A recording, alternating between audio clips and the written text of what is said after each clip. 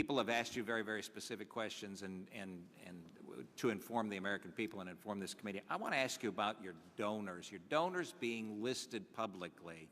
You mentioned that they were harassed. Put some flesh on that. What does that mean? How have the donors been harassed?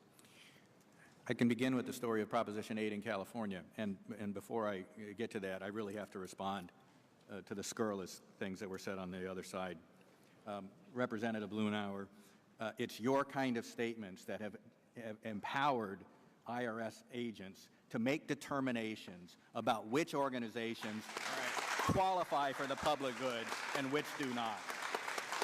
The notion that defending traditional marriage doesn't qualify as a defense of the public good is beyond preposterous. And how sad it is, Representative Doggett, how sad it is that efforts to educate about our Constitution have become a partisan political issue, that you think people ought not to get tax-exempt status for that. Let me go back now to this question.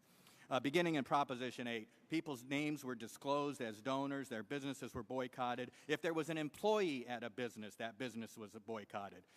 They were harassed, they were assaulted on the streets, they were vandalized in their property, and this is now pervaded across the nation every time our donor list gets disclosed, to the point that our donors tell us, we are fearful of giving money to you to help support the cause that we believe in, because our businesses and our families are at risk.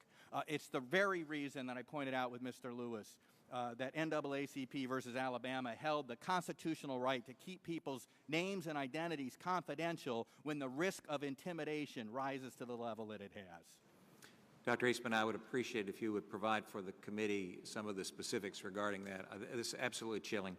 I've got a couple other quick questions that I think we can squeeze in before the end. Ms. Martnick, in what year did you receive the questionnaire from the IRS about your prayer gatherings?